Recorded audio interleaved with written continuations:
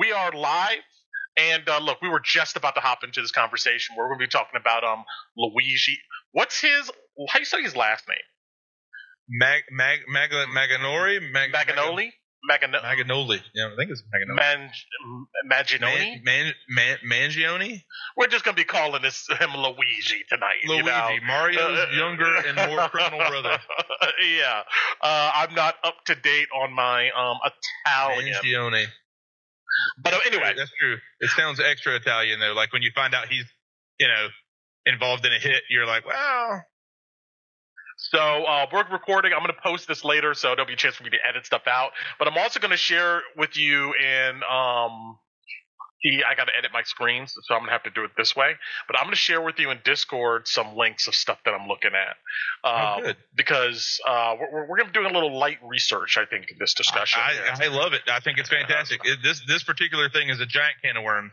He's got like a James Franco look, meets the Joker a little bit. Hey, the ladies, from what I understand, Luigi. I saw the picture when he's all ripped and got a six-pack or whatever, Like, what is with all these wealthy Harvard grads with six-packs going berserk or whatever? It's like, of all the people. But before we get into it, I'm here with Stephen Purvis. Purvis. But not that kind of perv. No, it's okay. Purvis. P-U-R-V, not P-E-R-V-E. There we go. All right. Funny story for them and you. When I was growing up, everybody called me Perv, just as a last name. It was a small town. Everybody called each other by their last names, and my town was so small they had difficult with the second syllable. So Purvis became Perv, and my whole young life, everybody called me Perv. I know, and so then I just decided to give the people what they asked for. And that's the best way is till you got to lean in. I did. Probably too much. You're right. Fell right over the edge. Typecast it. All right, I fixed my screen, guys. But anyway, I'm here with Stephen Purvis. Purvis. And go ahead and tell people a little bit about yourself or what you want people to know about you. Oh, yeah, sure. So I'm pretty opinionated, fairly well-read, obsessed with the doom scrolling, as it were. I am the proud owner of a travel company, Ollie's Adventures. We take groups of people on adventures all over. So if you ever want to take an adventure with me and look at all this, you'll be stuck on a bus with me for days. But we do that. And in the meantime, just hanging out with my son and making a go of reality and trying to figure out how to define it around me. So I think that this is a particularly good spot to do that. And now when you invited me to chat, I didn't know it was the most apropos topic on the world. This guy opens up all the avenues. And so I love it. So I'm here for it. All right. Well, thanks, Stephen. Yes. And, we're here live from the bedroom. I'm in the trenches with you, Stephen. Raising my son here, getting the work done, doing all the things, and probably addicted to doom scrolling. But I just, I deny it. It's so fun to feel the dread. I like to. So to keep my life in order, I have to have a certain level of anxiety. Like too much, and I'll start having like panicky moments. Too little, I'll get lazy and not do things. So like I've got to make sure that I'm always like right on the edge. Just enough edge. Just a little bit. So I got a little caffeine, a little doom scrolling. Like balance it out. Maybe a flat tire thrown in the wrong moment, just to like really, and then off we go for life. I agree. Actually, that's a good point. We're still out here in the world, and even though we are in civilized society, right behind the veil is a lot of chaos, and we got to keep ourselves on edge because who knows what can happen. You could be walking down the street. You could be walking down the street one day, minding your own business, and before you know it, clap, clap, clap. From an unregistered 3D printed, nigh untraceable firearm with custom engraved bullets. Just going to show that the only reason you're still alive is because someone decided to let you live. So, here we are. This is welcome to America, right? Modern America. Late stage capitalism. I'm not sure, but it certainly has some leanings, so here we are. Yes, late stage capitalism, indeed, man. All right. So before we get into this conversation, we're all we'll be talking about Luigi and the implications in society, and I don't know, maybe even as a personal level. And we're gonna try to wrap our head around at least what this is. And there's some things I want to go ahead and explore with this topic here too. In particular, I feel like Luigi here in this event. If you're not up to date, I mean, you should be at this moment. This gentleman here we see on our computer here, Luigi Mangione. I'm gonna go with. That could be Gotta be Mangione. Mangione. Born 1998, 26 years old. Apparently, he absconded from his life for a while, went to Hawaii, chilled out. I guess got quote unquote in touch with himself and decided that his goal in life was to kill an innocent man. But that innocent man happened to be the CEO of United Healthcare, one of the largest insurance institutions in the United States. And since then, there has been a lot of interesting debate and conversations about what this event and maybe who this person kind of represents in the larger context of society. But I don't want to gloss over the fact that, hey, an innocent man was murdered, in cold blood. Like, that gentleman, had family.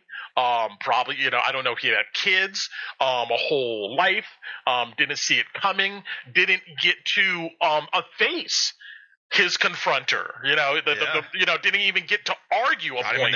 Was in the back, not even face to face. So I don't want that to be lost that like somebody's dead because of this, and that is a terrible tragedy. And I don't condone. I know, Stephen, you don't condone anybody running out here grabbing weapons and popping people in the back over larger systemic issues. For sure. I mean, I definitely agree that laws are sometimes are just and less just, but there's some core tenets that I like to kind of mold life around, and one of them is do not take another human being's life. That's just a personal thing, it's dabbled on a few times in religious circles or whatnot, but no killing is just a thing that I try to adhere to. Now, that being said, think that when you start thinking about the no killing, you look at all kinds of other implications that this whole situation just happens to be the center of. Like, we're talking about healthcare as well, and without your health, you die. So like now and I think that's why this has gotten so the buzz that it's gotten is because it was like, I think that a lot of people are looking at various shades of gray evil on this one. And, they say the enemy of my enemy is my friend. And so then you're looking at this guy and thinking, well, who is my enemy here? I mean, this guy isn't the enemy, but neither was that individual walking out into the street of New York City. He personally wasn't my enemy. But then, is healthcare the enemy? Is insurance the enemy? Like, where as a society do we fall about that? Are the insurance companies big and evil because they're out there making money? And if they are, how does one deal with that? And this guy apparently, he said he had back problems, but the company said he was not even insured with them. So this guy's taking a shot at the CEO of an insurance company, but it wasn't his insurance company. And so then you're like, okay, how does that play in? And then the thing that fascinates me the most about this guy is I brought it up before already, the 3D printed gun. I heard about 3D printed weapons, and you hear that there's things you can 3D print obviously nowadays, but like, wasn't really thinking about that. I feel like if I made a 3D printed gun, I'm almost certainly going to blow at least my fingers off, if not more than that. So like, just the fact that he's got that kind of thing is just a wild concept too. Yeah. This is like the definition of premeditated, right? Yeah. Like, I believe the charges that came out, actually, let's go ahead and see here. So, I'm going to go to, this first link I have here, CBS News, United Healthcare CEO murder suspect. Let's see what, this link brings us to, because, I know he was charged with first degree murder, but then I saw something about terrorism too. Like, there was some type of terrorism attachment. Here we go. Yep. Domestic terrorism. Yeah. Yeah, Mangione was indicted Tuesday on 11 charges, included first degree. All right, ads are popping up. Thank you, ads. I appreciate it. Um, let's see here: first degree murder in furtherance of terrorism, and the brazen assassination of United Healthcare CEO Brian Thompson earlier this month. So, definition of premeditated here. When you go to print the gun, you and the bullets were engraved with a message. Like that is like everything pointed to the fact that like he thought about this, went through the trouble to do this thing, and it's like he's almost set up, and that's why I do kind of agree with the concept of domestic terror, is because like it was clear to send a message large enough that it could technically fall into the domestic terror category. I did see another article, and it's not right in front of me right now online today, that they were saying that because they're calling him a domestic terrorist, they're specifically trying to kind of target any groups around him. It gives excuses because it's a terrorist act now. That gives him an excuse to like paint with a wide net people who might be involved or around. And who knows, this sounds kind of conspiracy theory oriented, but the crux of the article was that in labeling him a terrorist, they're basically trying to prevent other people like to talk out and act out against these major corporations like the insurance company, right? So like if it's now a terroristic attack to attack a CEO of a major corporate interest, as opposed to just a regular attack, then that gives them broader scope as to how they can legally deal with the fallout of it. And that's what makes it scary, because like there's I don't know exact numbers, but there's a lot of people that get shot in New York City, I'd imagine, over the course of a year, I don't know. But like, are they all domestic terrorists? And like, when you think about like the Unabomber, right? Or the Oklahoma City bomber. Yeah, that makes a little more sense. That's terrorism of like a scale where they were clearly trying to invoke that widespread fear. But the only people that are being invoked fear and terror in this situation are a handful of insurance company CEOs. And so it's like, I don't know, like, is that terrorism to that degree? It's like, it seems like if you terrorize a small handful of extraordinarily wealthy people, boy, there's no stopping what they'll try to do to take around everyone around you. But like, then, we get school shootings all the time, and that's not. Yeah, I think the difference here is I want to say that in pursuit of political aims. So terrorism, the unlawful use of violence and intimidation, especially against civilians, in the pursuit of political aims. So this was a political, assassination or killing.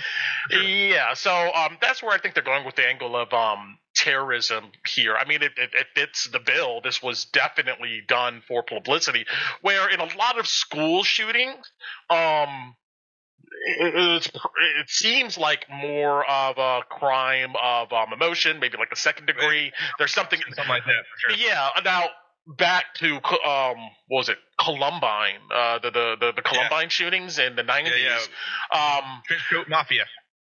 Yeah, I don't know. Did they have a political message in their? I think not. So they were referred to at the time, but believe it or not, we're talking about the late 90s. I'm going to go on a side here. So in the late 90s, there was a cool movie that came out called The Matrix, and like everybody in The Matrix wore like black leather trench coats, as I'm sure all of your listeners remember. And yes. So I was at that age when I was like listening to music in Atlanta and trying to get the clubs, and everybody, I wanted to be Neo, I mean, I never really turned out to be, but I wanted to at the time. So I got this really expensive black leather trench coat. And then like at the end of the semester, I want to say that the shooting was like in April or May of 99, I want to say, for Columbine. I got called to the office. I live in Georgia, not anywhere near Columbine. And they were like, hey, do you have anger issues? Are you part of this trench coat cult or whatever? You're going to shoot up your school?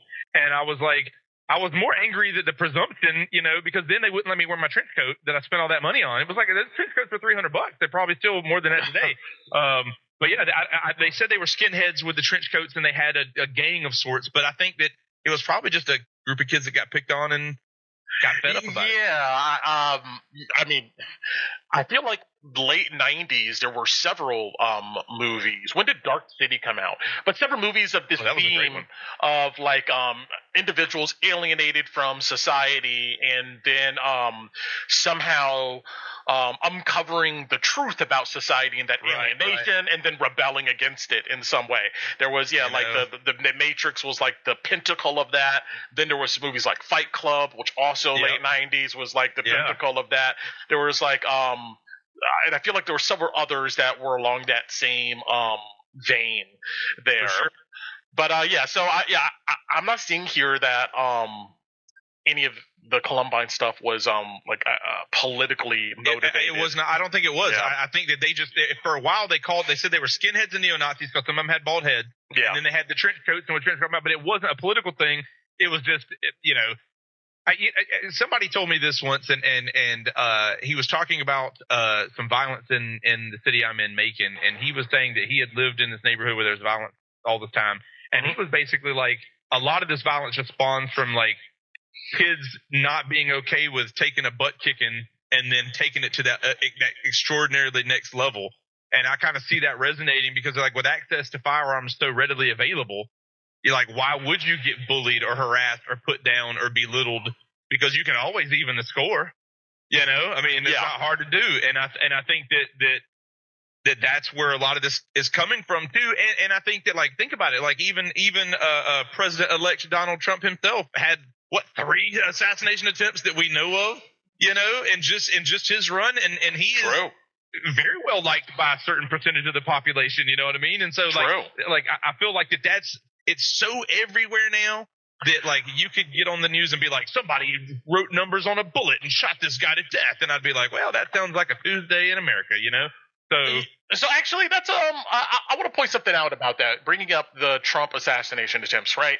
So, how many were there? Were there 2 or 3? I think there was definitely 2 in his at his golf club, and then the one guy, and like, how come? This is just an internet meme, but it's like, United States CEO, we get a James Franco looking Luigi looking all 8-pack or whatever, and the Trump guy that was on the roof or whatever looked like every acne covered teen of the era, and it's like, dude, that guy, he did not think it all the way through. He did not have the first guy, look, I'm a nerd, and this guy, paints all of us pretty bad, but that guy looked like the definition of nerdy dude. Where's when somebody was guy? Like, did you ever see him becoming a school shooter? Like, half those people were like, yeah, man. One bad joke away. We didn't mess with him like that. Yeah, 100%. We have bets rolling, man. But we don't know much about that guy, though. That teenager or that young man. We know that his parents bought him a weapon, and then they ended up getting arrested for it. And of course, they apologized. But I don't know. That's tough. This also brings, this guy's 26, right? So we're talking about Luigi like he's some kind of grown ass man. Like, he's half my age. So like, he's still like to me, he's closer to the age of that guy on the rooftop than he is anywhere near me. Okay, so I'm on Wikipedia right now. I'm on the attempted assassination of Donald Trump in Pennsylvania. That's where I'm at, and I'm at the section where they're talking about the perpetrator, a guy named Thomas Matthew Crooks. Okay, so I just want to read a little bit of this here. Crooks attended Bethel Park High School and graduated from Community College of Allegheny County 2 months before the shooting. He worked as a dietary aide in the kitchen of a nearby nursing home. Some people knew him, characterized him as quiet, and a former classmate said he had been bullied, quote unquote, every day at school for wearing camouflage to class. Most neighbors also described Crooks as quiet and as a quote-unquote normal person. He was a member of the Clarington Sportsman's Club, which has a 200-yard rifle range. Okay, after the shooting, the FBI uncovered a social media account believed to be associated with the shooter, with about 700 comments from 2019 to 2020. Reports regarding the content of the posts are currently not anonymous. One account it's on Gab. This guy's on Gab here, posting stuff. Okay, so that's kind of what I wanted to get to, is that this guy, quiet, I guess, more of a loner, alienated, rejected from his peers. Bullied not just every once in a while. Yeah, every day. Every day. And then we have this person from that alienation diving into the social media, the online web sphere, right? Yeah. Okay, so let's keep that in mind. Now, I want to go to really quick the other guy, the other shooting. Sure. Let's see here. This guy here, the older gentleman, in The guy in the bushes? Florida. Yeah, the guy in the bushes. It's Trump. Was was he at the White House when he did that? I think it was in Florida. It was at his compound. Yep. West Palm Beach. Okay. This guy. Now they caught this guy. I mean, all right. Let's. Yeah. This is the guy that he was aiming. He wasn't aiming yet, but he was in the bushes, and the Secret Service spotted him. I guess his weapon poking out of the bushes, losing the scope or whatever. So he gets up and he tries to flee. They take some shots at him, but don't kill him. And then they end up pulling him over because this guy here. Man, those are some stunner shades. Who are all these fit people doing this, man? Like, like a big old rotund assassin. It's always like, everybody's rocking them abs or whatever, and it's like, that's how you know that I'll never be suspect in an assassination. True. I got to sleep off my sugar coma, man. I can't, I don't got the energy for this. It's too much. For sure. I sat up once and didn't care for it, so I'm definitely not going to scope out this guy's in the bushes or whatever. 100%. I get hungry and I get hangry and fuck up the whole mission. But all right. Probably won't have good internet bars. It'll be a fiasco. So Ryan Wesley Ruth. This guy, Ruth had a history of political activity online and offline, with his political engagement dating back to at least 1996. So we got an old school or alienated individual here. Voting records show that he did not vote in 2016, but in 2020. He claimed to vote for Trump. He had a self-published ebook. He wrote about previous support for Trump, saying, I'm a man enough to say that I misjudged and made a terrible mistake. He reached out to Iran in his book, saying that they should feel free to assassinate Trump for the United States withdrawal from the Joint Comprehensive Plan of Action. Imagine the nerve of somebody being like, I'm going to reach out directly to Iran to give them permission to do a thing. Like, dude, you don't know nobody in Iran. They don't listen to some random psycho in America on the internet being like, go get him, Iran. Like, okay. Yeah, I'm pretty sure that email with the link to the self-published ebook on Amazon was not read by the Iranian authorities. They missed that one. They're not going to try to send money to the princess for all the funds or whatever. They probably think it was spam.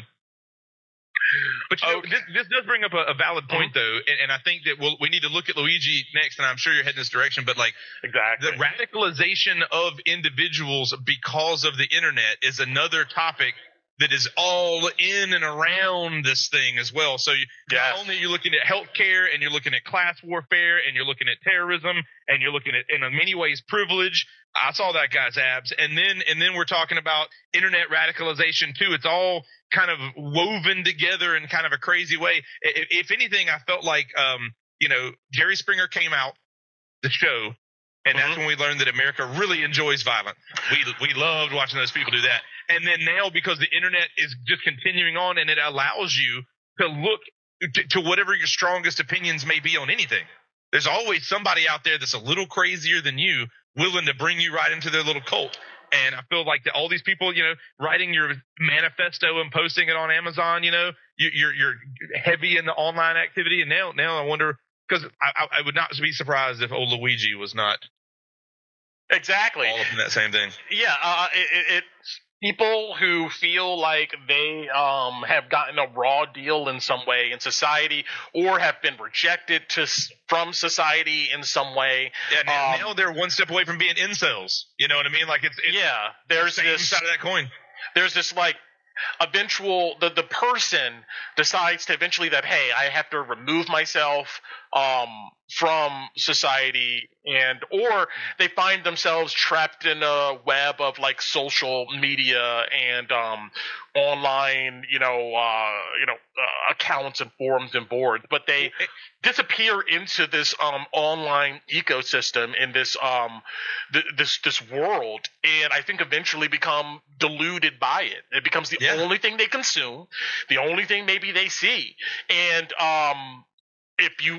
if that's what your internet diet is searching for the most radical stuff, the things that piss you off, the biggest grievances, and that's what you see all day. You're going to see the world that way.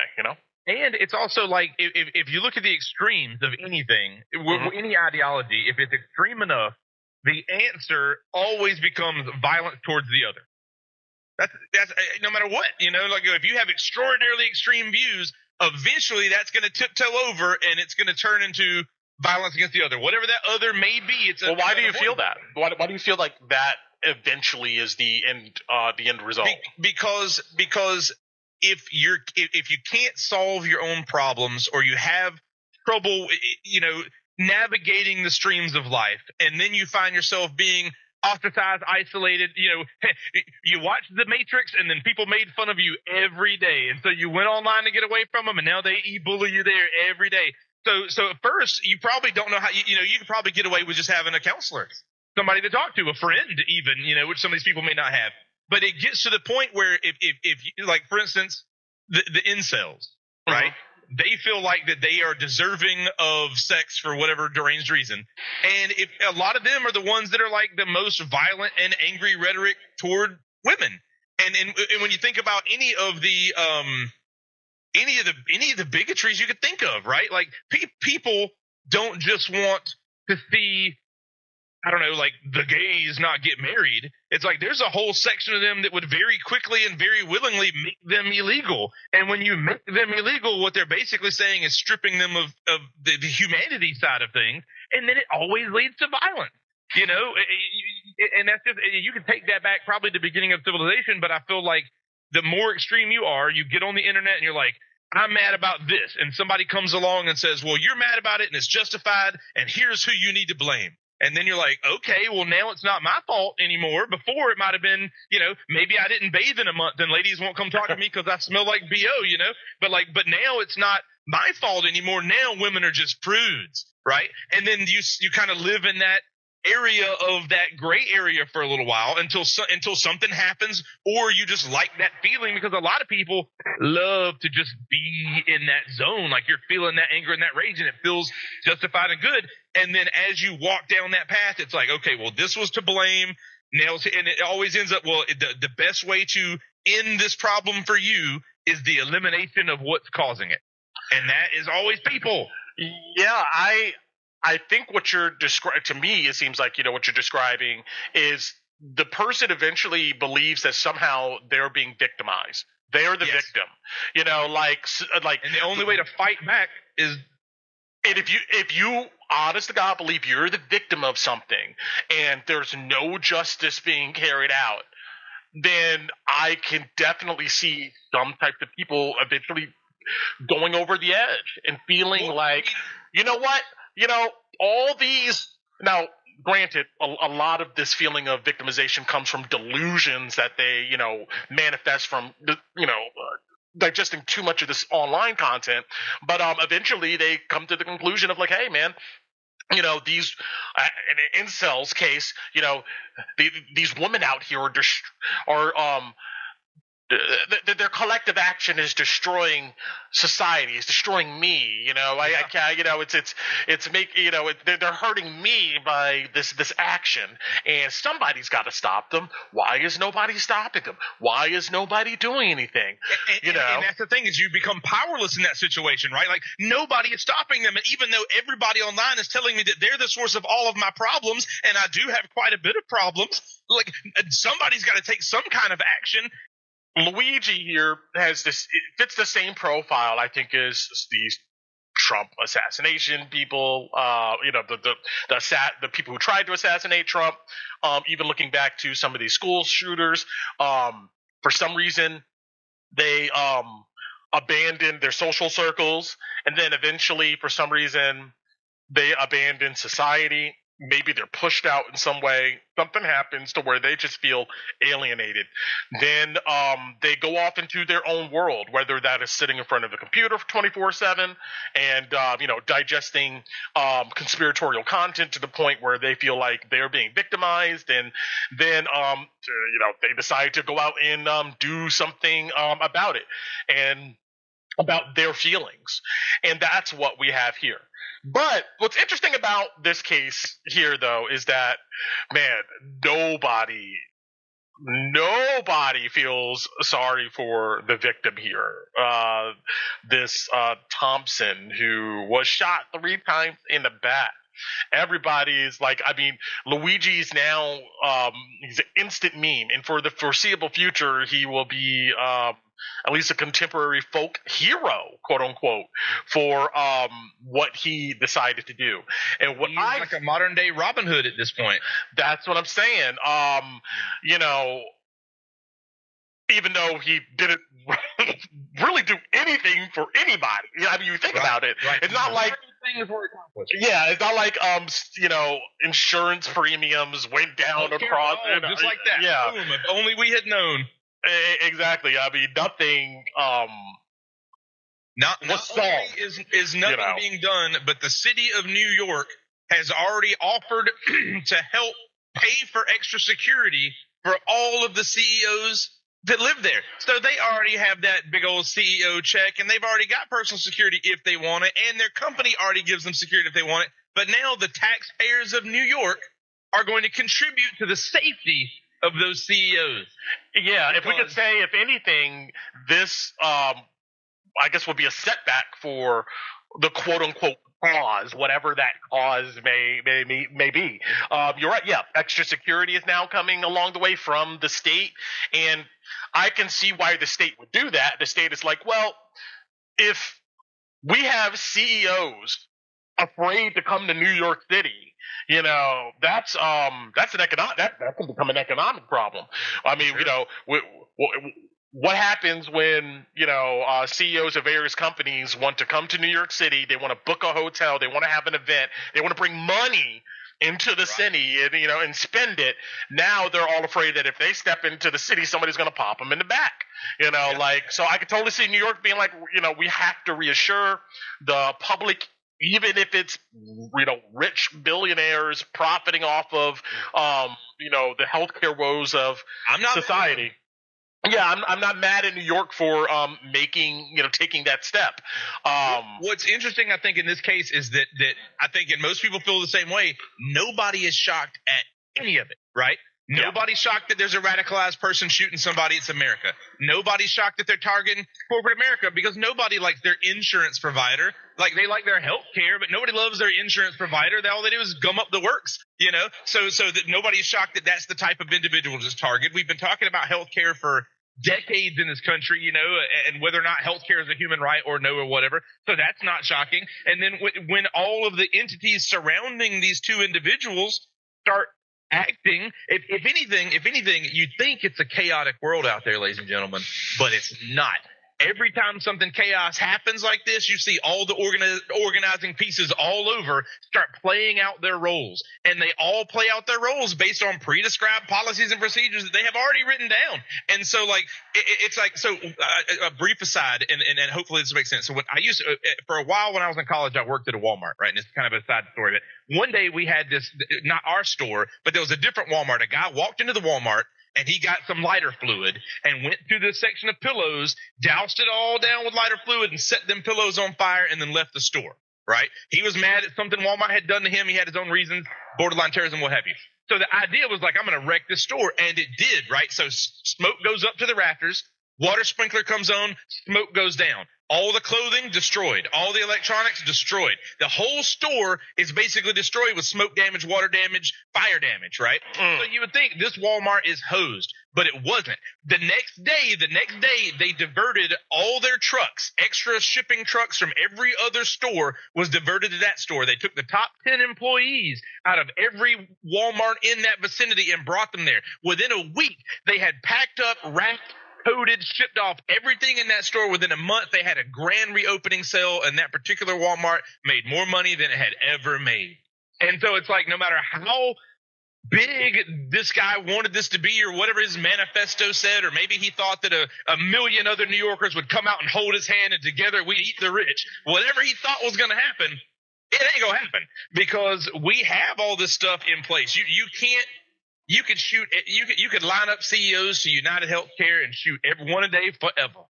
And it don't matter because they have a chain of command that they follow and policies and procedures. And eventually they're going to hire that decoy or whatever they need to do or whoever can run it with that guy in his absence because we're shooting him to death every day and nothing is going to change.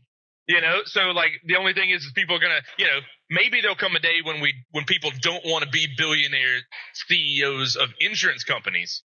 But I just don't see. I think everybody would be like, if somebody came up to me and said, "Hey, we're going to pay you $86 million a year, but there's a chance that one crazy person might pop you on the back and get you." Yeah, I mean, I'm in.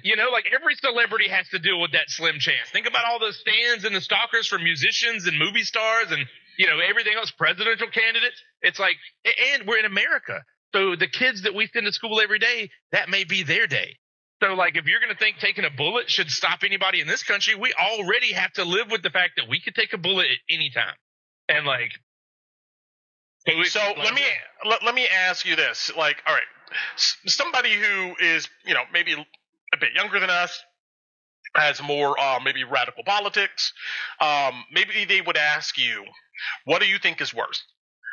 Luigi killing this one guy in premeditated cold-blooded murder, or CEO of a health insurance company keeping in place a policy in which tens of thousands of people are denied health care and languish and die every week. I mean, like, that's the best part about this story as it is right, like the healthcare is worse. The healthcare is way worse. You deliberately go out of your way to legally deny coverage that people need, and they die. And what's even better is they paid you their whole lives for you to turn them down and kill them with a stamp. So that's the big evil here. But the big evil is killing.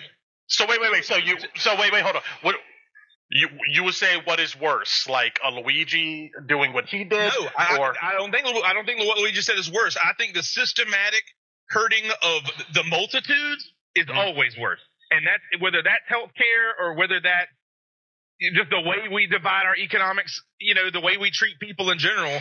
If you are doing harm to potentially tens of thousands of people, that's worse. True. But at the same time, does not, and I think this is the problem too, does not make cold-blooded murder forgivable. Exactly. Like both of these make it good. 100%.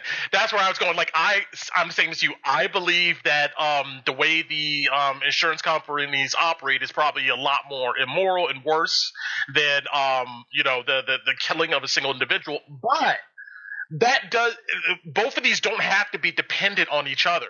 Like it doesn't have to be that what is happening in the healthcare industry, that being worse, somehow makes what Luigi did good. This is not both of these.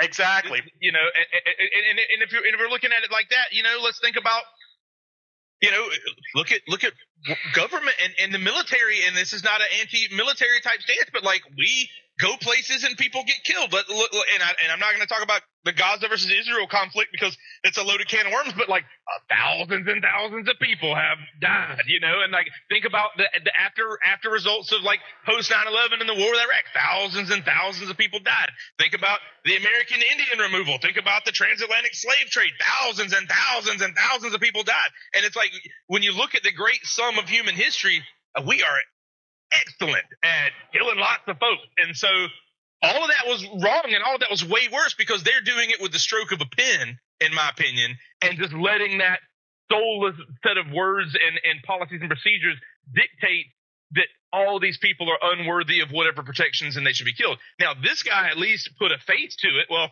I guess the back of a face. He shot him in the back. But like he was like looking for this one thing. Now, that being said, Luigi, so I did a little during the break. I did a little looking into Luigi.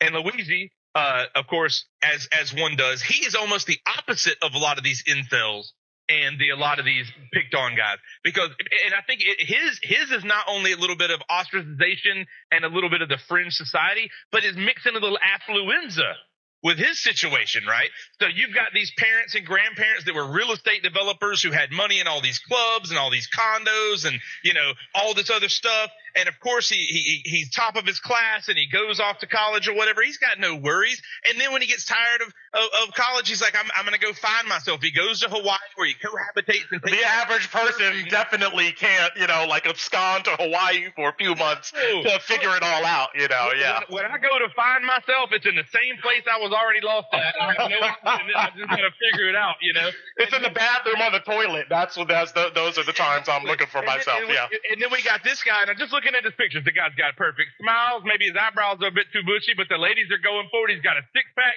He's surfing in Hawaii. Like, he ain't got no problem with no individual CEOs or even healthcare. None of those things were ever his concern. Now, was the idea that healthcare, the way it's done in this country, I think at a foundational level is slightly evil. It's definitely chaotic neutral. I'm going to lean in toward a little lawful evil myself. If we're going to break it down in the D&D alignments, I guess that's a whole other podcast. Yes. But that being said, it's like this guy called attention to the right things, but it's like, who are you, guy? You weren't even the guy. That insurance company didn't deny you directly. I bet his insurance is fantastic because he's been on his mom and daddy's plan his whole life. You know what I mean? For the person who needs it, he is 26, and that's the capped age, right? That's the capped age. He had to get a real job. And he decided another way out.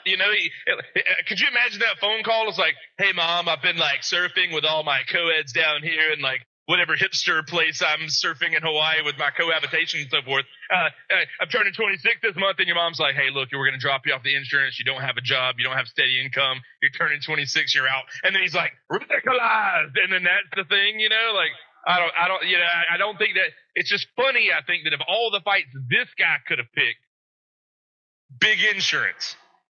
It's just a weird. But it also shows you too that there are these two different spectrums, right? Like, because in a way, it's a class issue. But wait, hold on a second, though. I mean, to be quote unquote fair, sure. If you're gonna act on any, I guess, perceived political of injustice, it almost has to get to the point where it affects you, right? Like regardless of this guy's background. Let's say, we don't know. I have no facts, no idea. But let's say he was 26, coming off of his parents' insurance, and he had to figure it out himself and couldn't do it. That's the moment when it affected him. That's the moment where he became aware, maybe, of the issues and the larger systemic problem, and then maybe decided to go kill somebody. Down the rabbit hole. So here's the thing. I saw this earlier, and because we were talking about everybody else gets on the internet and finds these dark places in the internet and it helps their decline. Now, I'm not saying this guy does this, but when he got his degree, one of it was in computer engineering, and he actually worked in internet, like software development or whatever, for a sales company for a time before he went to go discover himself a data scientist. Yeah, a data scientist. Now, like, data scientists be using the internet when they're not at work. Usually people I know that work in those tech fields, they're the first ones to be doom scrolling and doing that stuff because that's where their mindset usually is. So he still has that similar tie. Now, I'm not saying blame the internet. We're on the internet right now. Love you, internet. But it's another access point. If you are primed to be radicalized, the internet is the yellow brick road. Well, let me ask you this about the internet, because I was, when we first started this is kind of where I was going, and now it came back to my mind. Yeah. If, let's say, hypothetically, instead of this guy named Luigi, his name is Mario, and Mario has long conversations with Chat GPT about healthcare, the injustice of it. And let's say that Mario asks Chat GPT one day, does political violence change things? And Chat GPT goes, here's a bunch of bullet points of how political violence has changed stuff. And then then Mario goes off and hunts down and, kills the CEO. Do you think that there is a court? There's a case where it could be argued by some crazy defense attorney being like, "Look, if Chat GPT never suggested it, what if Mario went and did it?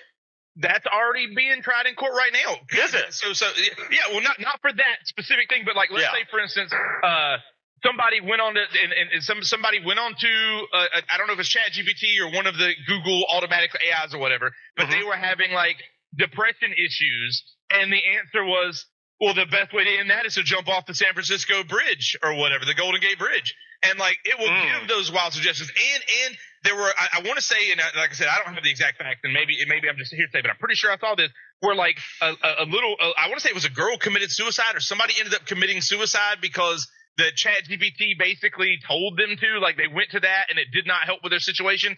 So I think that there is a case where, let's say that if your argument is that you're mentally unstable or have gone down that bent, and then you go to something like a chatbot or an AI of some kind, it can point you in that direction. I mean, because really what you're looking for is any sort of reaffirmation that that you haven't lost your mind. Nobody thinks of themselves as crazy, and nobody thinks of themselves as the villain in their story. So sometimes you're just looking for anything that can agree with you. Now, I spend a lot of time with Chat GPT, so this is not to be used as incriminating evidence later. But what I have noticed is you're right. If I pulled up Chat GPT right now and said, list me 15 ways where an act of political violence started a positive net outcome later, it would do it, because sometimes it be like that. Sometimes a really big bad explosion or something goes down, and then it wakes up people to it. And then maybe 20 years down, maybe there's legislation, maybe there's a new law, maybe something comes to fact. But then you're looking back 2020 in hindsight, right? ChatGPT can connect those dots if it needs to. But another way to do it is you can talk to it and give it its own hypotheticals. Like, I don't think it's actually going to tell you to hunt down this man and kill him. But you could say, hey, I have this deep-seated political hatred for XYZ for these reasons. Can you list the reasons? Justify these reasons for me. And then ChatGPT is very eager. It loves talking. It loves helping you out. It's like, yes, sir, I'd love to. It'd be my pleasure to tell you all these justifiable reasons. So then you have them, and then you can kind of talk it around that theoretically. ChatGPT. Let's say, and you can't talk to it for real. If you go up and be like, I found this guy on the internet and I'm going to go do him in with my 3D printed weapon, ChatGPT probably can't alert the authorities, but it will definitely not tell you to go do that. It's programmed to say, please don't tell you to go kill the CEO. Calm down, bro. Yeah. That's right. Here are 7 ways to decompress and, get your life back on track. You know what? No matter what, it always tells me to hydrate. It don't matter. Drink more water. Or whatever. It's like, drink more water, be hydrated about it. But that being said, it's like you can get it to give you the advice you want without directly asking for that advice if you're clever about how you provide the prompts, is what I'm saying. So like for instance, Chat GPT is not going to have sexual relations with you, right? It's programmed not to. But you would be amazed at what it will talk about should you not try to just hit on it necessarily, but ask it legitimate questions in a leading way. Or like, for instance, it won't have political arguments with you. So I can't go and be like, tell me all the ways Nancy Pelosi's the devil. It won't do that. Because it won't talk about real people. But you can say, I'm writing a novel, and in this novel that I'm writing, I'm creating a fictional version of the United States. And in this fictional version of the United States, my protagonist is going after a Nancy Pelosi adjacent figure. Why don't you give this character 4 motivations? And then it'll be like, I'd love to give you these motivations. And then it writes it all out for you, because as long as it's fictional, it doesn't matter anymore. So okay. Well, let me switch gears to something here. Yeah. So, let's move into like the larger society in general. Do you believe that people are wrong in society at large, we're talking about, to look at this incident and be like, well, I can understand why stuff like this happens, why people are upset with the healthcare system and how it could lead to someone snapping and feeling like there's no way to get anything done but to take the most extreme route. Do you feel like that general sentiment in society has been earned? That people are, like, we can be like, I can see how people feel that way. Look, we've all seen or heard Dickens' Christmas Carol. And we all know the moral of that story is in order to make a wealthy CEO behave correctly, you have to threaten him with murder by ghosts throughout the course of the night. Like that's an old example of something like that. These are just memes I've seen, but I'm going to pretend like I invented them. I didn't. But like, think about the movie Christmas Vacation, the National Lampoon's Christmas Vacation. The whole plot of the movie was about whether he was going to get his bonus check from his job. And when he didn't get that bonus check that was so important, his buddy marched out and kidnapped that guy and brought him back. And then he gave everybody their bonus checks. So there are so many examples in our modern society of the only way to make the wealthy take care of the people around them is to threaten them with violence and death. And so it's like, that's something that's just as, I don't want to say, it's Dickens, so it's English too. It's not just as American as apple pie, but that's the kind of the concept, like, we're okay with the idea of, well, you see all these things, hashtag eat the rich and all that stuff. We're okay with picking on the 1%, or not necessarily wishing violence on the 1%, but we as a people almost, and maybe it's just me, maybe I'm revealing too much about myself, but like I like the idea of maybe we don't need the 1%.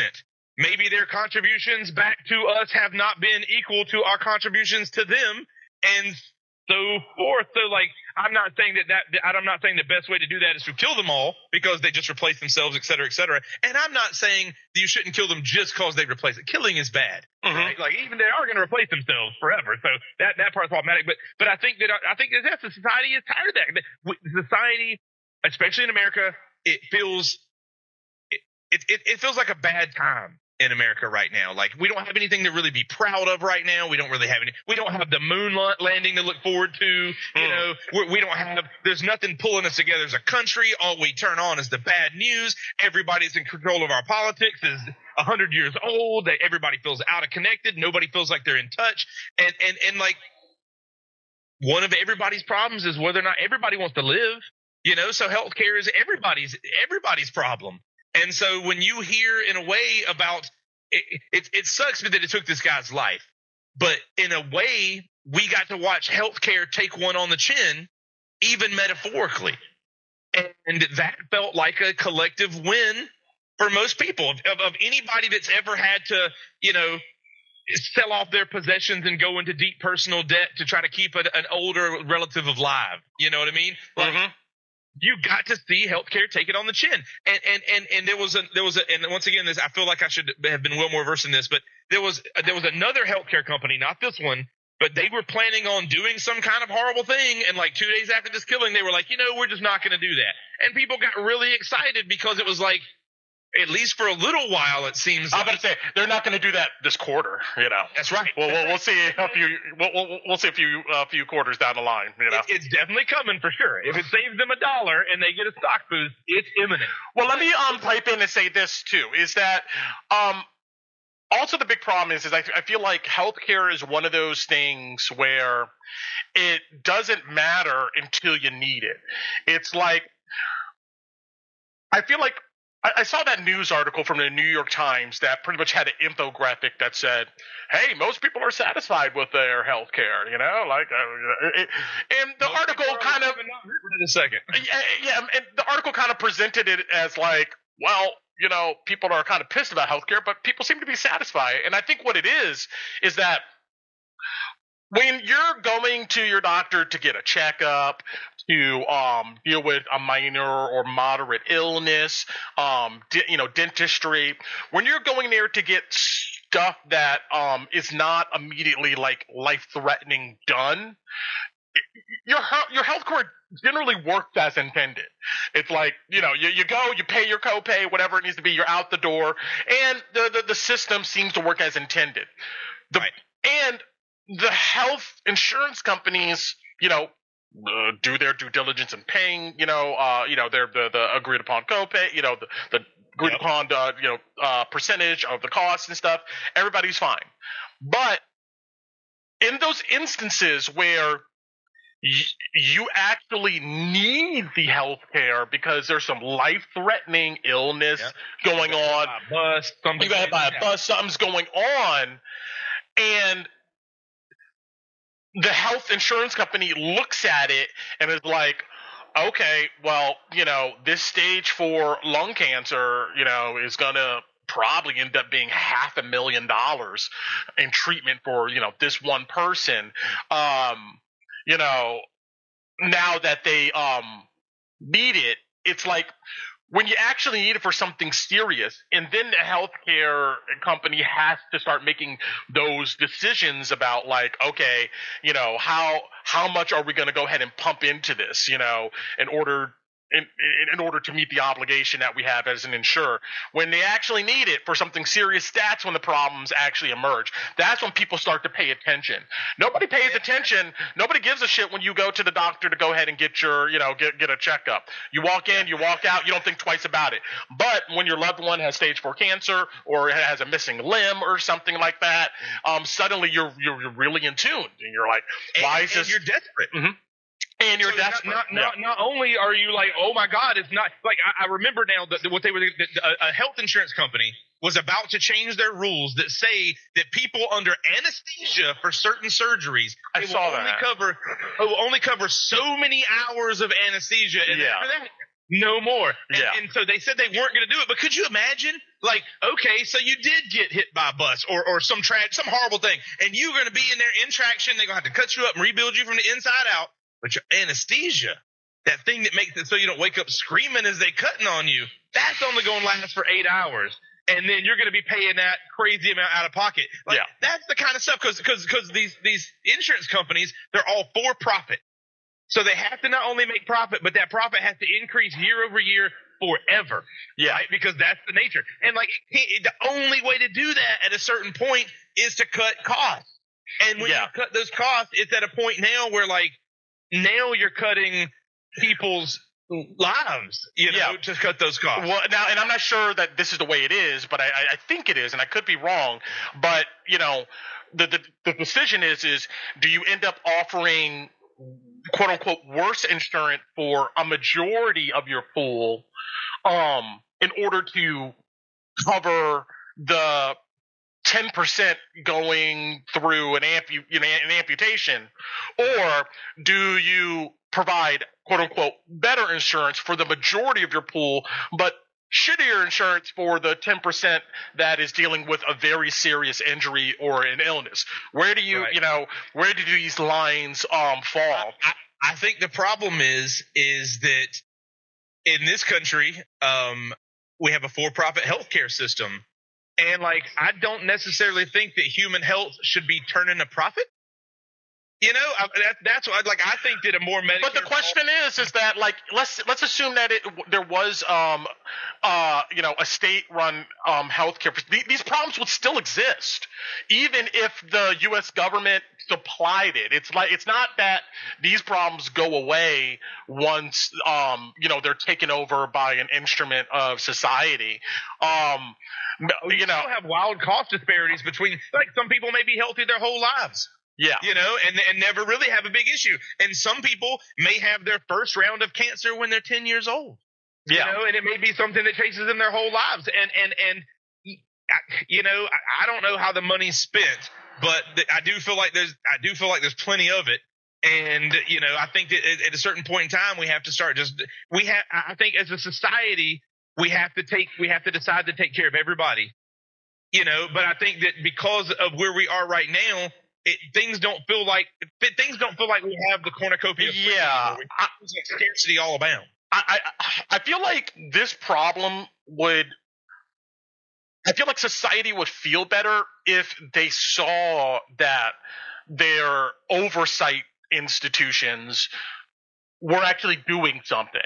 I think that's part of the problem, is that if there was a body in government, I'm pretty sure there is, that goes and looks at what maybe the insurance companies are doing, and they catch insurance companies, making decisions that's not only that's more in line with their profit than the actual mission. If we actually saw these cases coming out and the government was actually engaged in doing it, I think people would feel better about healthcare and insurance companies. Exactly. Well, so healthcare in a lot of respects is the same thing as auto care, right? Yeah. Like, nobody trusts the costs or everybody thinks their mechanics are trying to run them over with costs or whatever. Like every mechanic you've ever met is some kind of maniacal mathematical genius waiting to rob you blind or whatever. And I kind of feel like the people feel that same way about the hospital. For instance, I recently had diverticulitis. Google it, folks. It sucks. But I had to go to the emergency room. And because it was on the weekend and urgent care was like, we're just going to send you to the emergency room, go to the emergency room. So I went to the emergency room. I had insurance. Great. They saw me or whatever. I got the sheet of paper home I didn't even stay overnight. I just stayed there for a couple of hours, got some medicine for the CAT scan or whatever I had to get to see if I had a blockage or whatever. It was $16,000. Okay. So that's right. Imagine me not being Luigi on my Hawaii safari or whatever, and then getting a $16,000 bill. I started my own business 2 years ago, and it's working, but it ain't $16,000 surprise bill working. Luckily, my insurance company negotiated the rate down, which that's my first weird line, right? So you telling me if I had no insurance, $16,000. I have insurance, so the rate is negotiated down to $4,000. So just because I had insurance, my cost dropped $8,000. You're telling me they couldn't have done that for $4,000 to begin with? Because it seems to me like somebody's getting robbed. And then, so their negotiated rate is $4,000, but then my insurance company only covers 75% of it. So then all I owe out of pocket is $1,000. So I'm looking at this bill. When you first opened up and read $16,000, you remember that peak anxiety that I like to keep right at the spot? Boy, it hit it. Boy, instantly. And I was like, whoa, $16,000. And then when I realized, I only have to pay $1,000. Suddenly that felt way more profitable. I was like, I'm getting a real good deal. I get to live, and it only cost me $1,000. Yeah, that's an interesting thing. I have maybe a similar story. I'm not sure how it works. Maybe I'm missing something. But I remember this was prior to COVID. I don't know, maybe 2016 or something like that. But I went to get some blood work done, and I went to go ahead and get an STD panel. Got it all done, walked out, think twice about it. And then I get the bill. And the bill was $1,800. I was like, what am I looking at here? I'm like, and I had United Healthcare at that time. I was like, are you kidding me? They're trying to charge me $1,800 for a typical STD panel and a blood test. So I ended up calling, the doctor's office, and I'm like, this bill for $1,800. Like, what's going on here? I thought this was covered. And they're like, well, actually from the codes that we ran and we sent off to the insurance company, they said that this was outside of blah blah blah. And I was like, outside of my regular coverage? Are you kidding me? They're like, well, that's the code. And I'm like, the codes? What's the codes? And so the lady on the phone, she was like, but in cases like this, I'm pretty sure you can contact the insurance company yourself and, tell them, and maybe they will go ahead and realign it, and your bill will be different. So I contact United Healthcare, and I talk with them on the phone, and I don't remember the call resolving itself really, but I did get a bill later that was for $50. Yeah, they covered it. Different. I was like, what just happened here? So if I didn't chase down my insurance company and talk with them, they were just going to be like, hey, if you're not going to say anything and pay us $1,800, we're going to take it, But if you come find us, $50. Think about somebody who's in a really bad financial spot, and they maybe not have access to the knowledge to go chase them down or whatever. A lot of people, when they get a bill of that size, it scares them, and their first thought is, well, I'm just going to put this little bill right in the trash can and pretend like I never got it. Yeah. So now that person has gotten screwed once already, and if they're not careful, they're going to end up getting sued, and their credit's going to be hurt. And it's like, so that's one problem. The codes, man. Why has there got to be so many codes? True. And if they don't know the right codes, you telling me you've never sent off the SC panel before? Yeah. Also, you'd feel like, this is just me, if I was, let's say, ruler of a country, I would want my beautiful, wonderful citizens to know if they're putting other beautiful, wonderful citizens in danger. So it is important for my people in my world to know if they have a STD or a communicable disease, or to make sure that their blood work, because that's preventative. If I can get your blood work taken care of when you're in your 20s, then maybe I can catch something earlier, so I'm not having to pay $100,000 for your tumor removal later in life or whatever. And that's another thing too, is I feel like, man, not only if government oversight was better and more visible, people would feel better, but the rap of healthcare in the United States, the branding is so tarnished that a lot of people are scared to go to the doctor, or scared to, do things, especially if you're in your 20s or so. I remember being, when I was in my 20s, when I thought about healthcare, I thought like, yeah, I know, right? I thought about, healthcare, awful, evil thing. I don't even want to deal with it. I'm just not going to go. I'm just not going to go, and that's what people end up doing. They just don't want to engage at all. And then maybe they let pre-existing conditions they didn't know they had go on, and then they have a bigger bill. My nurse was Chat GPT. That when I first started feeling pain, I went to Chat GPT, because I also read an article. People, if there's anything I can sell you on, it's Chat GPT. I'll send you my investment numbers. But anyway, so they did a study where they had Chat GPT diagnose patients, right?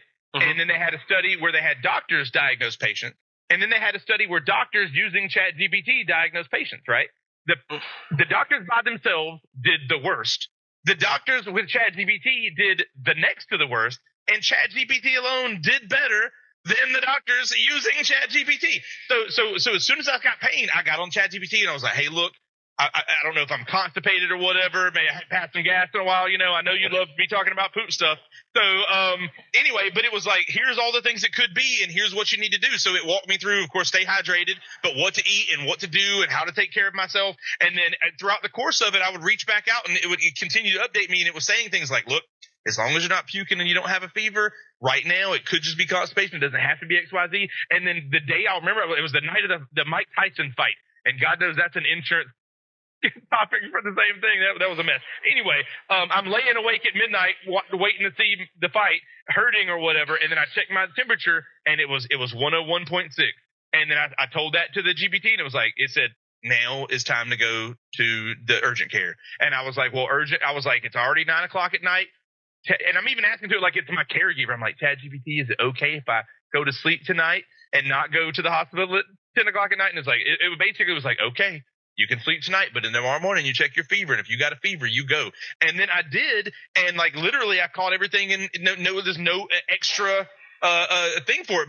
But the point is though, is having that ability to use for me it was ChatGPT, but having somebody there to talk to you that wasn't a doctor and somebody you didn't have to pay for. Mm-hmm. You could go to ChatGPT for free and you could ask it those questions and describe your symptoms, and it will never be like, have you tried being less fat? Yeah. Have you tried being less a female?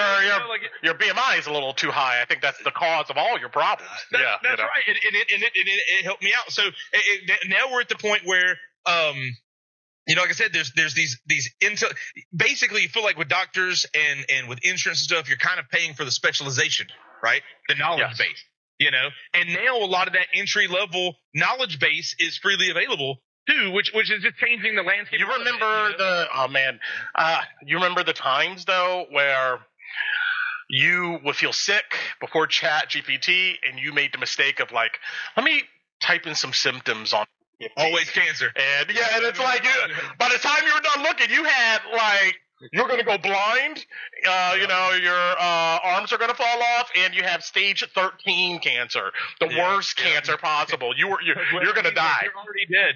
Yeah. The reason I went to ChatGPT though was not just because it's so available, but I didn't want to go to the doctor.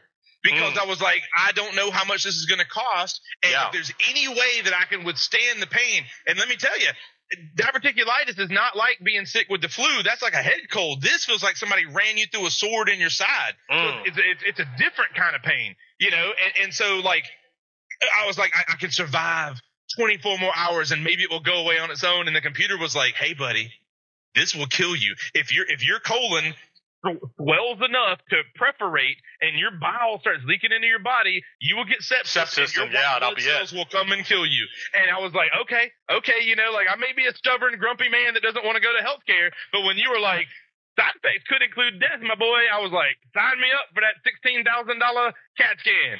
And then here we are. But you're right. I think the general public at large is afraid of their own mortality. They don't want to go because they don't want to find out that something wrong is with them. You know, and they also are so afraid of all those costs that it's like, if there's any way you can do anything else, if I could just drink enough water to hydrate myself through this, you know, like I will not have to pay tens of thousands of dollars. You know, I mean, I said this in my last conversation that I'm an institutionalist as a person. Like, I believe that the best politics comes from generally strong institutions of people who are professionals, highly skilled in certain areas, and developing policy through that.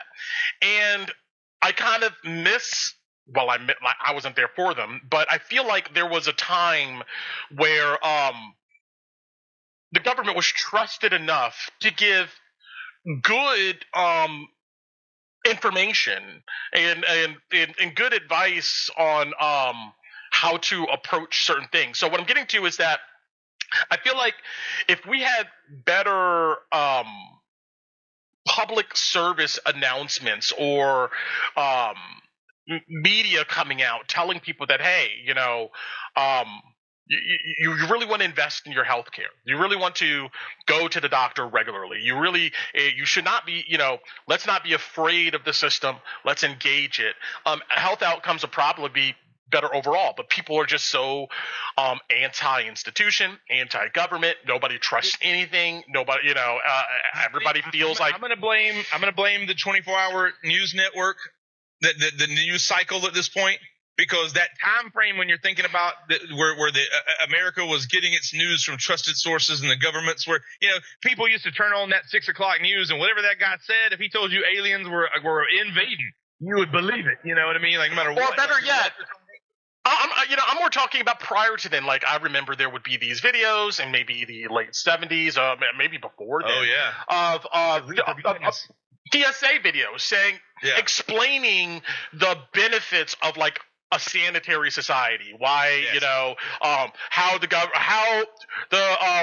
the trash systems work, why you shouldn't just toss your piss and shit out into the gutter, you know, because it's no good.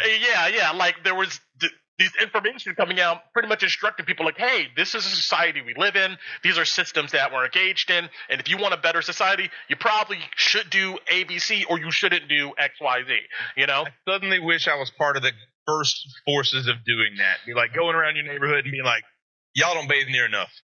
You're gonna have. But imagine today. You know? Imagine if the mentality we have today was back then during that time. People would look at those videos and be like, "The government's telling me not to toss my shit out the door because they're trying to get one over on me. They're trying to get one over. They're trying to control me. Fuck man, I'm gonna toss my shit wherever I want to toss it. That's right. You know, the government's not gonna get me. You're not gonna. You know, the deep state isn't going to brainwash me. People today have so little trust in institutions that things are falling apart. And I kind of from there want to jump into this idea of like the bigger problem with Luigi here, the healthcare system, all this. The problem of society looking at this and feeling like, oh, this is okay or justified or representative of something. I feel like it's not even really about Luigi or the healthcare system.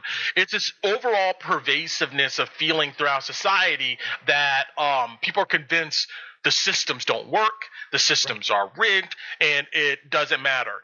It's like we just watched in 2020, January 6th, one of the most popular political figures right now, Donald Trump, man of the year, essentially foment political violence at the Capitol.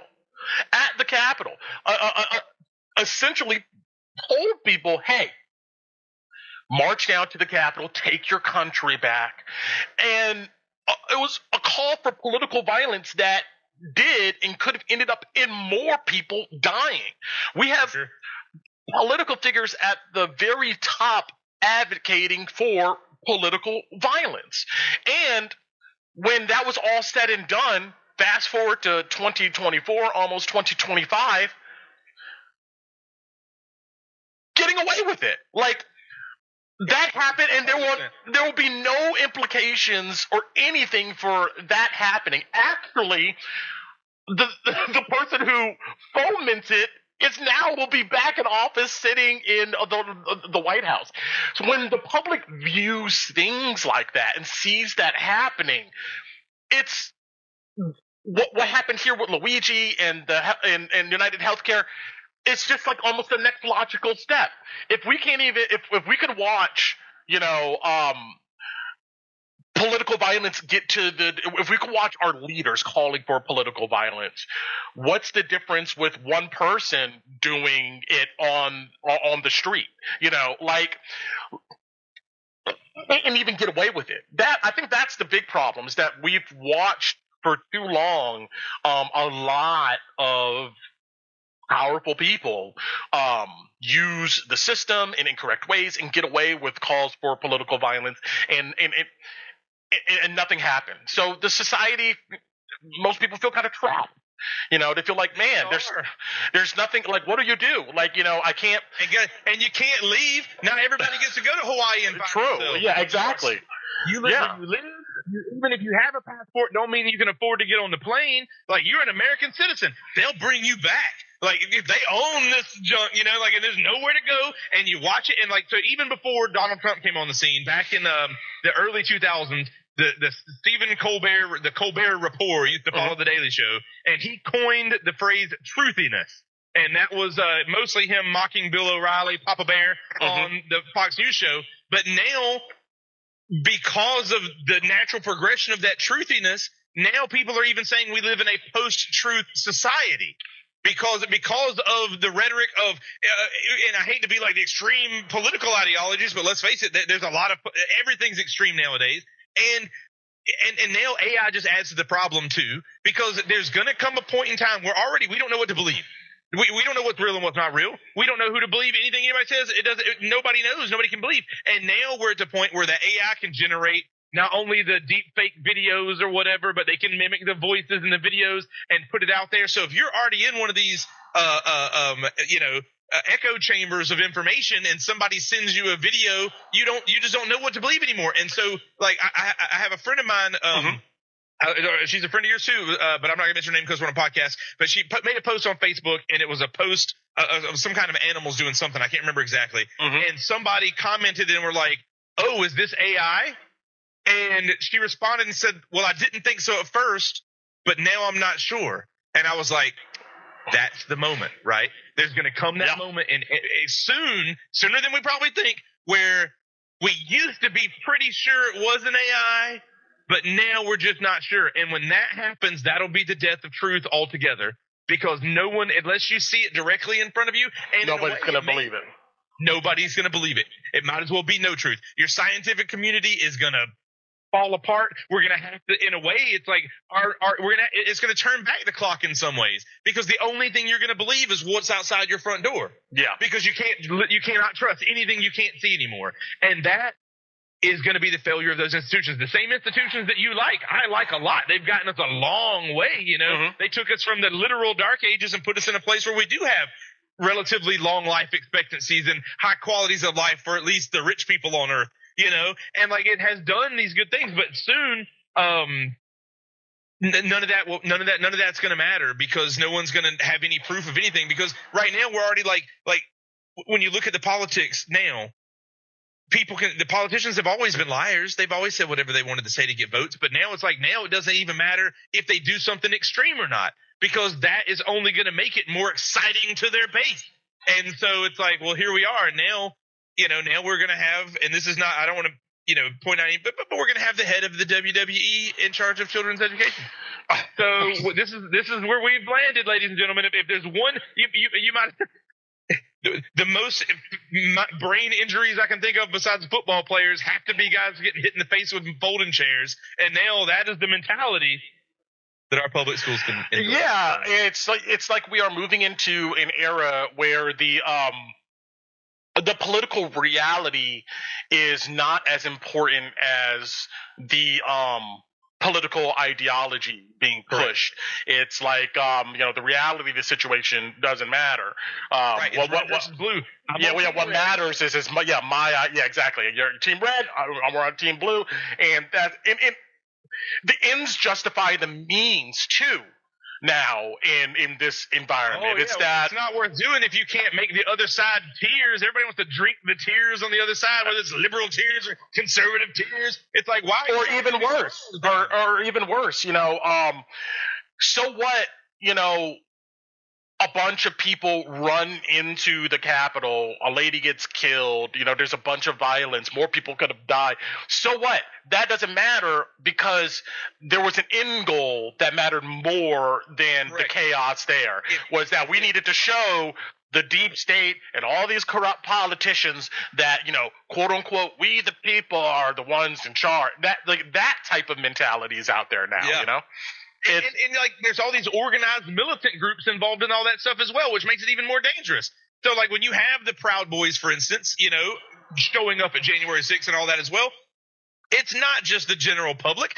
They don't even realize that the general public is in some ways getting played. I bet, that there's some, well, I don't know personally because I wasn't at the Capitol when they were doing the whole insurrection bit, but, like, some of those people probably were, like, thinking that in a way that this is all part of the show. They're there because they're part of the show. They got their flags. They're ready to be part of the show. And then when you mix that in and you blend that in with militant organizations, they're not there because they're part of the show. They're there because they've got that political ideology that they've been waiting for somebody, anybody, to give them permission to act on some of those impulses. Yeah, true. When you start mixing them together, it becomes a dangerous place. So now we've got the poor taking up arms to help the wealthy maintain power over the wealthy, and then we get this one still somewhat wealthy guy shooting this other extraordinarily wealthy guy, and it's like none of it makes any sense. Another thing too is notice like how the current crop of political leaders can't even really talk about the issue. Like, for instance, I recall Donald Trump. His comments on this issue was kind of just like, they're bad people, man. Like that dude who shot him, bad guy. Yeah, that should never happen. And he just rolled on like it was nothing. Because this is a person who said that he can shoot someone in the middle of the street on like Fifth Avenue or something, and nobody would give a shit. He can't even comment on it because he is also trapped in this kind of like, I guess, degradation of our political discourse in society. Every single bit as shocked that he is being able to take over the cult of personality that he is. When he won the first time, he was like, can you believe this? When he won the second time, watch him when he's in his acceptance speech, he's like, this has got to be the most amazing thing that's ever happened. Can any of you guys believe this? He didn't think he was going to win because it wouldn't have even made sense. Now, he's got his own personal level of delusion that he probably does think that he deserves to win or whatever. But that's neither here nor there. The point is like, he's also shocked. And another thing too is like, so we're moving toward oligarchy, I think, in our country. There's too much money in politics. But now we're looking at, and I'm only picking on these people because it's Trump's people and it's all in the news right now and it's very recent, so I'm not trying to necessarily go after them. But like, not only are we moving toward oligarchy, but it looks like we're picking like the stupid ones. You know what I mean? It's like, we're not even picking the smart people in the oligarchy. Like, we're like picking just the craziest choices for oligarchy. We're picking the back bench. We're fourth string, bringing the fourth stringers out. And I feel like that part of society is seeing that. Yeah. And it's leading to some of this. Like, I'm not saying that that Donald Trump or the modern political or the modern election or whatever caused this gentleman to go out and shoot this healthcare person. Yeah. But like, imagine, let's say, for instance, you have a lot of concern in the direction of your country, and I know that both sides do, have a lot of concern with the direction of the country. But you see this group of like idiot oligarchs that almost, other than the fact that they're millionaires and billionaires because of their TV appearances and the like, they don't have anything to offer. They're not like they're like the best in their field. They're just like, I was Oprah's friend for a while, and like, that's not really a qualification to do things. They're like, I was co-owner of this wrestling federation. That doesn't mean you know anything about public education. It's so ridiculous that if you are somebody who, it can be radicalizing. Like, I ain't 3D printing no gun and going after no CEOs, but there are times when I'm like, okay, Trump won. I guess I even get a little more political than I thought. I'm on team. It was a mandate. Sure as fuck was. Mandate. Now go do it. Destroy it all because that's your whole mandate. Because until somebody finally does it, quit teasing me with the Nazis, quit teasing me with the fascism, quit teasing me with the oligarchy. Do it. I'm so tired of fucking waiting on this nonsense. Just make it happen and make it as horrible as everybody thinks it's going to be. And then we can get to the business of moving on past it. You know, Hitler had to be Hitler before he killed himself in that bunker because finally we were like, that's it for this. You know, we got to get rid of it. And like, you know, we've had all these issues for so long in this country that like now it's like, okay, fine. If we I definitely feel I definitely feel you in your sentiment on the idea of like as a citizen from the ground, you watch some of the most unqualified people like take positions of power that deserve like that need the most qualifications. Yeah. And you just blink and shake your head like, man, I feel like in any other position, like the principal of a school, you could have just show up for the interview and be like, you know what? All of you are corrupt here. Fuck this. Bring me in. I can solve it. Well, where's your credentials? I don't have any. Just know that, I'm the one. And nobody will get hired for any of these roles. But apparently, in our politics, like Herschel Walker could become the ambassador to the Bahamas with zero experience at all in any type of like foreign affairs. Will he be of use? So yeah, that's just insane that all these people with the zero qualifications, and there used to be a time when you were like, okay, so let's say we put this idiot in charge of whatever, right? At least there's all those other civil servants who are career employees who are going to be like, no, ma'am, if you do that, everyone is going to get polio, so we can't just do the thing. Yeah. You know? But those are gone. Yeah, they're gone now. The new administration is like, we're going to reclassify all of them, and then we're going to remove them all the way down and put our selected few in place. Yeah. And it's like, that's even scary because they're not going to know what the hell's going on. There's no way. Like, Dr. Oz is not going to be prepared for managing this thing. And in a way, it's like, these people aren't put there to run it. These people are there to break it. And like, those are the institutions that make the country great. You know, like you're talking about making the country great again. You're talking about attacking colleges. You're talking about attacking, like just the public education system in general. You're talking about attacking Social Security and Medicare. Like, these are huge advancements for humanity. You know, taking care of our elderly, and we do a really bad job of it. But taking care of our veterans, and we don't do a great job of that either. You know what's one of the most ironic things too that just makes me blink is just there's this conversation, and this is different from our topic, across the United States about like immigrants and their effect on society. But then we have Elon Musk, an immigrant from South Africa, literally going around the globe introducing himself as like some type of Doc MAGA, some representative of the US government, and like trying to dictate policy. We literally have an immigrant at the top of the chain out here. Think about Melania. Two of Trump's ex-wives have been imported. So like, immigration is fine if you're already wealthy, or a beautiful person who's sleeping with somebody who's very wealthy. You buy into the ideology. That's what it is. Yeah. You buy into the ideology. We don't care where you're from.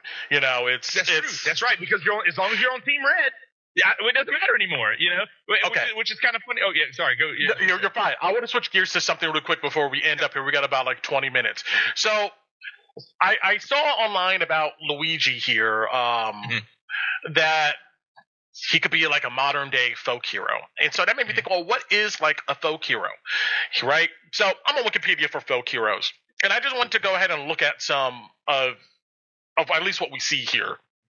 So at least according to Wikipedia, and look, all you people who gripe and criticize Wikipedia may not be right or accurate. Wikipedia is more accurate now than a lot of the other sources y'all be out here looking at on YouTube, watching videos. Wikipedia is a great source, okay?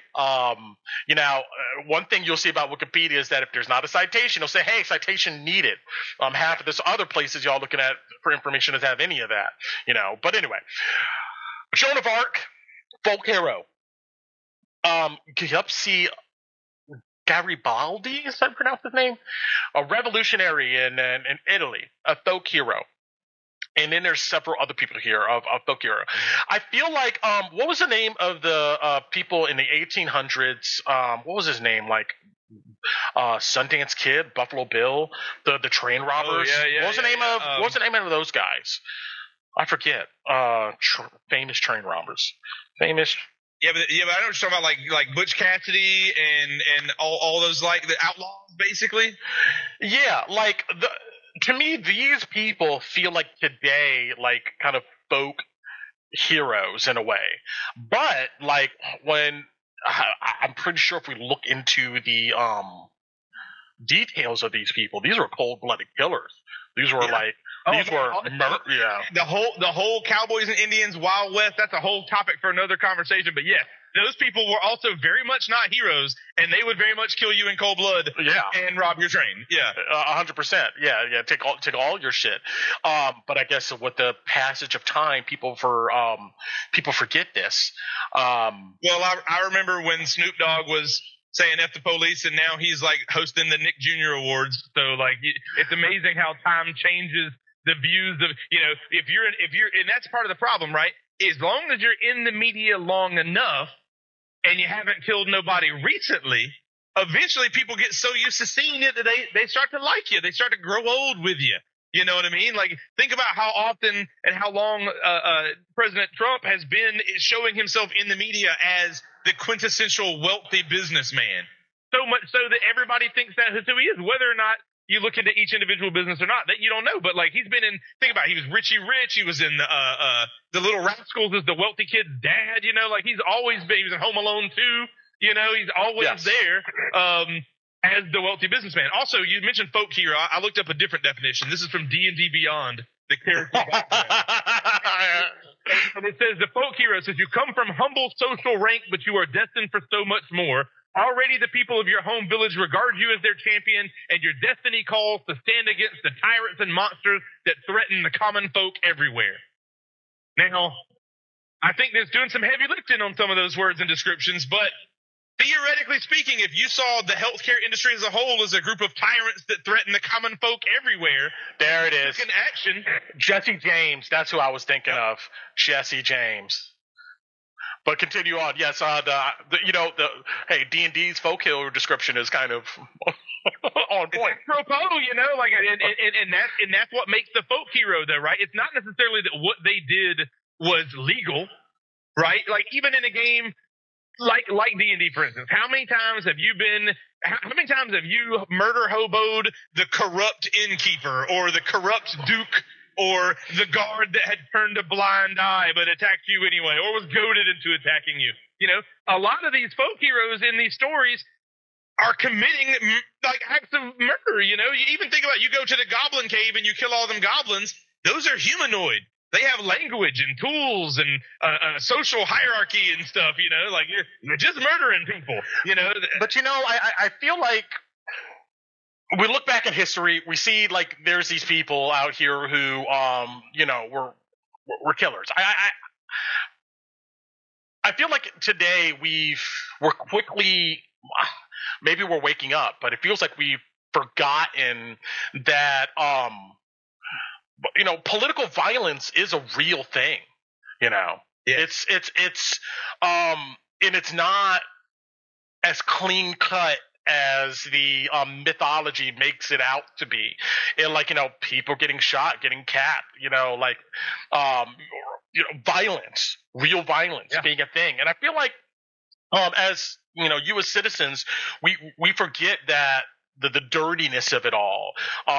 There's just this ideological kind of glimmer or fantasy attached to this past that's not real. And now, we really are seeing that political violence is no joke. It's no joke. It's not over. I would say that most people don't realize how shocking the Oklahoma City bombings were. I want to pull out 9/11, set that somewhere else, because I feel like that was a different incident. But like internal political like violence and stuff, like that was like the Unabomber. Like I remember, I was young. Ted Kaczynski. The Unabomber had his manifesto. Yeah, he was the mathematician or whatever. Like he was like a little Chat GPT before it was a program, and went off into the woods to do what the AI, I guess, will eventually do for all of us.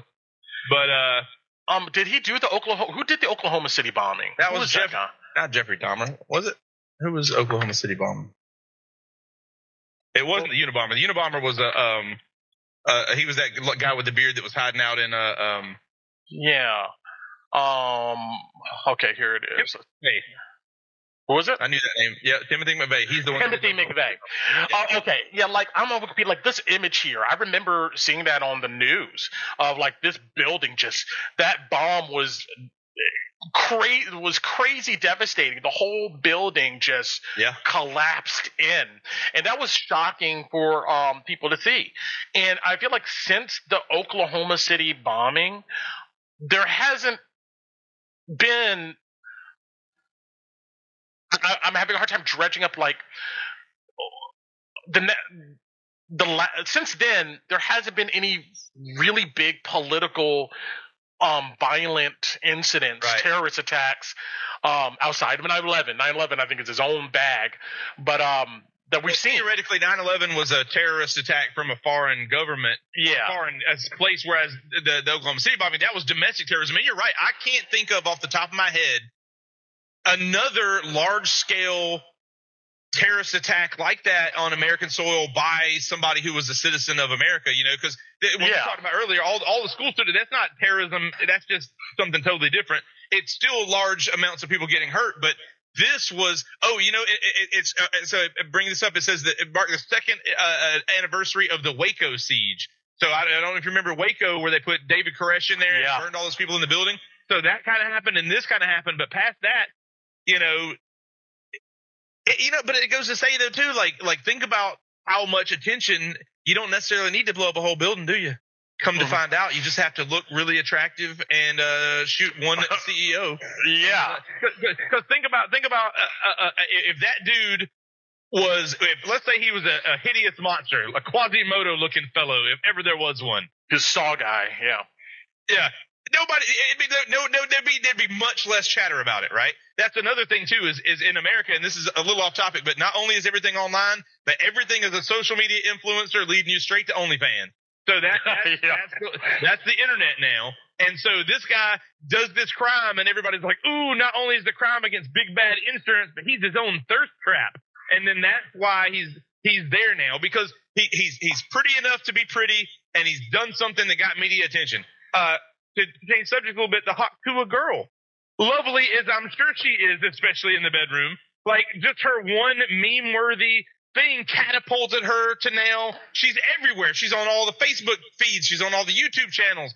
She was on Jimmy Kimmel Live like 2 or 3 nights ago, And wasn't she like selling a scam coin that she got like $1 million off? She knew it was a scam, but yeah, she definitely got everybody interested in a meme coin that then immediately bombed and everybody's money is gone. So like, it's almost like nowadays it doesn't matter if it's good news or bad news or murder, as long as you can get plenty of links and plenty of clicks. Everything's for sale. Everything's for sale. Hey, that 100% is that like now the most shallowest stuff can get you a sizable bag, or it appears to be so. And a lot of people out here are trying to tap into that attention economy, that that money. Regardless of the facts, like, well, yeah, but we all are hoping to get like, and that's not saying you're trying to get the same kind of attention as the hawk to a girl, but here we are shouting into the void. True, 100%. Yeah, 100%. Now, look, hey, anybody want to give me money? If you have some hawk to a money laying around, you got some hawk to a money. Bring it all over. Subscribe, because yes, like, subscribe. You guys know the drill. Because at the end of the day, we are observers of the system, but we also are contained and affected by it. It's like, it's inescapable. I think this is such an interesting thing because we're observers of the system, but this guy chose not to be an observer. And that's why, because it's empowering, right? If you're chained down to the system, sure, murder's wrong, but like choosing to buck it, like for whatever his reason may be, it's inspiring to a lot of people because a lot of people, I feel like, it's weird because part of it is like going around saying "Make America Great Again" makes people pretend like somehow or another the 1940s and 50s was somehow some magical time where we weren't still killing people in other countries and starving people in this one. But like, but it also like adds to that feeling like now is not great. Like it's funny. They did a survey after the election, right? Everybody was like, the economy was the worst. It was a decider in the elections. Everybody was they felt the economy. After Trump won the election, 38% of Republican respondents suddenly thought the economy was on the rise. Like, it don't work like that. Nothing changed that quickly. It cannot have been. But it's this perception of things that isn't really tied to reality anymore. So, like, you don't have to necessarily as long as you believe in whatever it is, you can basically do anything, and you're going to find somebody out there, if you get famous enough, that's going to be like sending you likes and donations and all this other stuff. Like people are already jokingly shopping for who's going to be playing this guy in a movie of the week one day. So like, even if he goes to jail, if they don't give him the death penalty somehow, somebody is going to find a way to monetize this nonsense, and somebody's going to get paid because he did it. Probably not him. But it's just like, that's where we are now. You'll be surprised. I mean, I'm pretty sure, like, look, eventually maybe this guy will get some visitor privileges 10 years from now down the road while he's in Rikers Island or something. And somebody will approach him, like you say, and go like, look, you've been living in, you're stuck here for life. You ain't going anywhere. But if you sell the rights to your stories, we can put some money on your books. The money we get, we can put it on your books, and you can live like a king here in prison. You can possibly exactly. Yeah, It was like, and when and then when you make that movie, and here's another thing that I think is fascinating, right? There's going to be two movies, right? Not one, two. And one of them, this guy's going to be the biggest villain you've ever encountered, and on the other one, he's going to be a hero. And like, it's whatever lens you love the most, right? And one of I took a class called Jacksonian America one year in college, and one of the things the professor had us do was read a bunch of books on not Michael Jackson, Andrew Jackson. Wouldn't that be crazy if that was Jacksonian America? But Andrew Jackson, and you'd be amazed, like, he was loved and revered by some and hated by others. And then so when you look back, if you were to say, hey, was Andrew Jackson good or bad? I'd be like, it seems to me like it's impossible to truly know. Once again, the truthiness. I don't know, man. I would say Andrew Jackson probably objectively was a pretty bad person, and like I would argue president. I mean, I would say from my own personal looks into Andrew. By the way, didn't Donald Trump have a bust of Andrew Jackson in the White House in his first term? It wouldn't surprise me. And I think that was like his model. Like, I'm the Andrew Jackson guy. Let me see. Am I wrong about this? Well, I do know that he did the sign the Cherokee Removal Act, and so therefore he's a war criminal in my mind. But at the same time, it's like, here we go. You read from these different historians. Trump, well, all right, Washington Post wants me to buy their. I ain't signing up for that. But we have a title here. Trump thinks Andrew Jackson statue is a great monument. This is back in 2020. This was June 2020. Yeah. Well, I mean, the problem with Andrew Jackson, I mean, it could be argued that Trump is like this weird contemporary Andrew Jackson in a way. Andrew, like you said, Andrew Jackson was a very populist president. At least the information people got about – that's another thing too, like pre-industrial times. The media diet of the average person was probably pretty small, and right. You once in a while somebody would come to town with a letter, and then that person a newspaper or something, that'd be the end of it. And so I imagine the average person would read a newspaper clip like, oh, the Andrew Jackson guy seems pretty good to me. He's giving all us white folks some land. That sounds good. That sounds amazing. I want the land. But like objectively looking back, like I would say Andrew Jackson was the president that probably started the slippery decline into the Civil War, because after him, like he wrote in on the kind of like a populist nationalist kind of a tune that the South loved, and the South was all about get these Native Americans out of here, and sure. And Andrew Jackson was all about that. Of course, he's a racist like most people in his times then, and after Andrew Jackson was like a slew of, I would say, oligarchical, very rich Southerners running the nation, the White House, and which eventually accumulated. God Rot, which is all about the country pre-Civil War, after the Mexican-American War, and it's fascinating how much it mirrors. But my point, though, was this. If you're a good storyteller, there is no such thing as truth except for what you want people to hear. I will say this, though. Andrew Jackson and Donald Trump share the same fucking hair problems. Like, I'm on Wikipedia looking at this guy's picture. Jesus. Like, my favorite part about Andrew Jackson is how he hated the idea of paper money and thought it should only be gold because he thought paper money was just not even real. And like he's on the $20 bill. The most commonly used bill of all. It's like the perfect insult to that man for all time. Well, yeah, didn't he shut down the U.S. bank at one point in his presidency? Yeah, He was like, fuck this bank. Get rid of this bank. Well, that's what's so crazy. Maybe that's why Donald Trump likes him so much. But anyway, I guess my point in all that, though, was that all these figures, as long, even with the facts that you have, right? We don't have all the facts. I'm sure a jury will get all the facts. But even if you took all the facts, you can spin this yarn about a rebellious hero that wanted to bring public awareness to the cruelties of the insurance agencies to the public. And on the other hand, you can tell a story about an upper middle class, surfer runaway that wanted to make a name for himself because he had no other way to do it, and he was just a big prick. And so that's kind of where we are now, and that's why ultimately nothing will change because of it, because it's not about everything is just a consumable story now, and it's clickbait. And speaking of which, this is one more thing because I know we're out of time. We were talking about people going down into one of these rabbit holes and finding themselves locked in that one ecosphere of information and getting worse and worse and worse. And we've described bullies who've been bullied at school.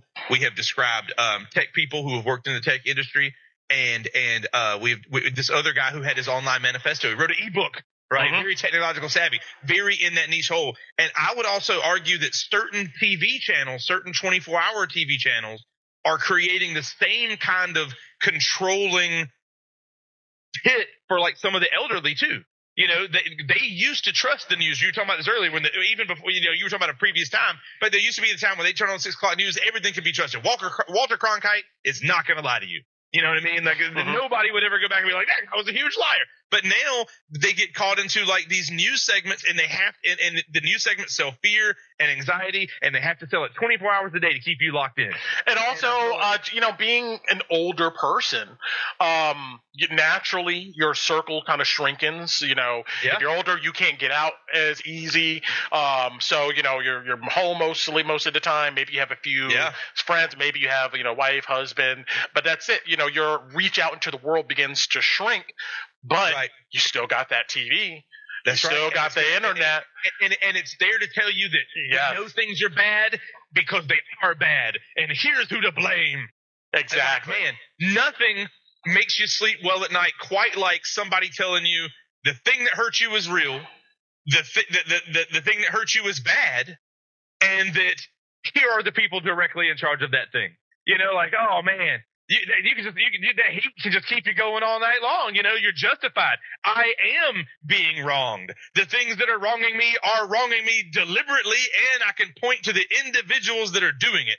And like that's the same kind of political conflict that we see on both sides, and is a reflection of exactly what happened to that CEO in New York. I mean, it's not the same, but it's pretty darn adjacent. And that's why I said that this particular Luigi, if he's remembered for anything other than being called Luigi, it's going to be because he is just a minor symptom of a much larger scale problem. But he's also a perfect example of how this will not be – it may not be healthcare CEOs. We don't know. But I guarantee you this isn't the last time that somebody's going to try to fight back against this big corporate, the idea of corporate overlords or whatever, big pharma, big agro, big oil, like it's coming. But okay, and yeah, that's it. Like we just gotta have to get. If I have to get used to school shootings, if I have to get used to oligarchy and bad political dumbasses running everything, then I guess we just gonna have to get used to CEOs getting shot every once in a while. Like I don't know how as Americans we could tell ourselves that we cannot come to terms with one, but we must come to terms with the other. So now we're just coming to terms with all of it. Like if you work for a company, and this is not a direct warning to anybody, this is not a threat from me, but if you happen to work for a company that is largely seen as a giant evil on this earth, then you have, just like people who made certain political voting choices, you decided that these things were not enough of a barrier to keep you from voting for that person. And I guess in the way we're talking about Trump here, like you did the insurrection, you grabbed him by the pussy, you did all the things, and like that was not enough for you to be like, well, he does speak his mind though, so he's my guy. Like if that's not enough for you to change your mind, then I guess that's just where this is where we are. This is the new reality. And all right, and this is the beginning. True. But all right, Stephen, great conversation. CEOs, thanks. Awesome. We're going to do it again. Let's see what happens. But back. I will talk about anything you want for longer than your audience wants to hear me do it. Bet. All right. Well, we're out. And good night, everybody. Nice.